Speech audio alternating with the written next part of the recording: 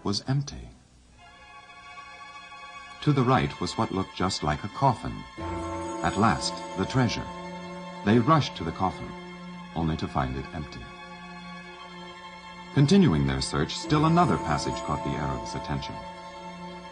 Near the lower end of the grand gallery, a ramp stone was broken out as if by an explosion from below. It revealed a sharp, vertical shaft, which passed through a natural cave or grotto into the bedrock. Below the grotto, they followed a natural fissure, and then angled toward a junction with a descending passage deep underground.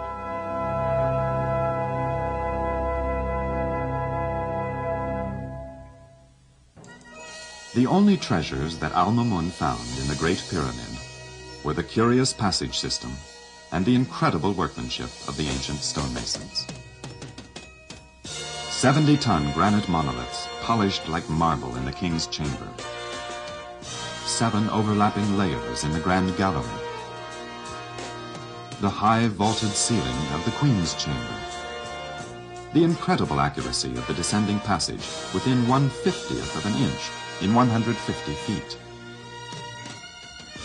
What were the trade secrets of these ancient craftsmen? How did they build the Great Pyramid? Of all the ancient architecture that has captured the curiosity of modern investigators, that of the Great Pyramid is the most astounding.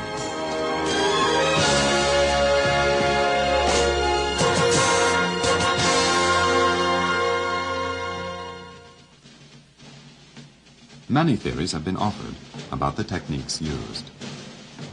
In 1978, the Japanese Nippon Television Network, NTV, cooperated with Waseda University to try the theories by an actual test. They built a small pyramid in the desert near Giza. Their findings were aired in a 90-minute special program on Japanese television. August Tornquist was one of 2 American photographers granted special permission to photograph the Japanese project. The largest blocks that the Japanese cut were about 1 meter square, weighed a little less than 3 tons. Then they tried to drag them on plane skids where the ramps were greased. They tried on pine tree logs. They tried mud bricks made with straw. Then they put a lime coatings on top of that to try to figure out how they possibly moved these massive stones in the pyramid. And I'm sure that one thing the Japanese found out, that it was not as easy as they might have thought. Missing in the Japanese pyramid was the fine work. There were no stones set in close proximity. Japanese used forklifts and cranes, all kinds of tongs and equipment to pick up these blocks. Many people came and would say, oh, the Japanese, they're cheating. And I would say to them, you're not cheating. If you ever saw the equipment that they used to machine and cut the blocks, you'd feel sorry for the Japanese and their inferior equipment. We worked with the Egyptian workers. There were strikes in the middle of a pyramid construction. They worked for money, of course. At the end, I thought that the Egyptian worker had become to have the pride as a pyramid constructor. The main element of the pyramid construction in ancient Egypt was sand and water and time and eternity and faith in the God. And that is the main part we learned from our pyramid construction. We used modern equipment and TV cameras. We didn't have any faith. We realized it when we were building the pyramid. We have only ambitions to make a good TV program, big hit. That was our only energy. We didn't have any faith in God. One day I thought the ancient Egyptian had a big faith in God. Faith made them build the biggest construction in the world.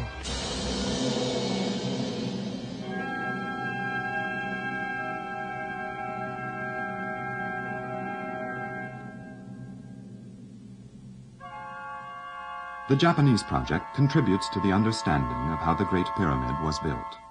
but more questions remain.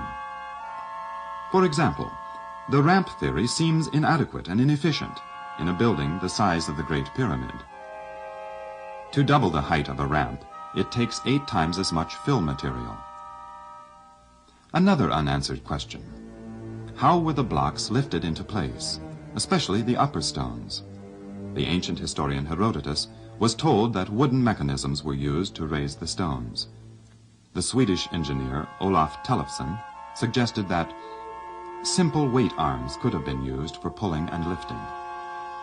Sir Flinders Petrie, the famed Egyptologist, excavated much of the site, uncovering still more clues. The combined weight of these authorities suggests the following.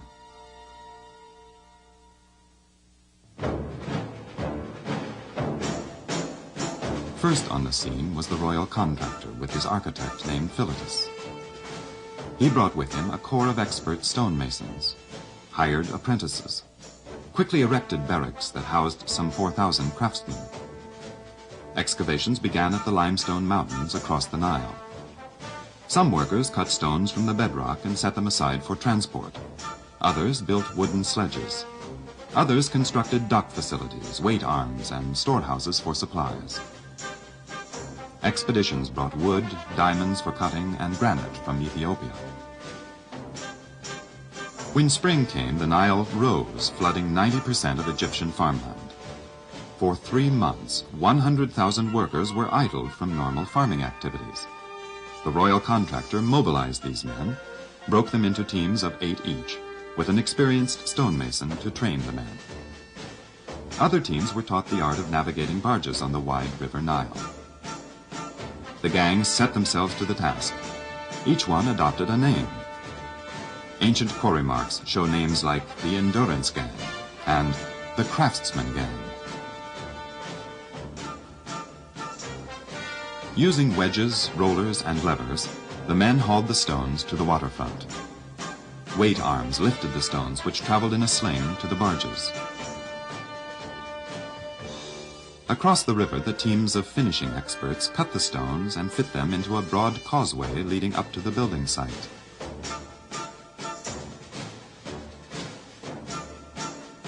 When the Nile receded each year, the gangs went back to their farms. The masons worked year-round, cutting, measuring, marking, storing the stones that had been brought over. They leveled the site and began cutting the deep passage underground to the pit. For 10 years they worked on the road, the docks, and the site. Team spirit, competition, pride of workmanship, religious fervor, these all contributed to the intense activity.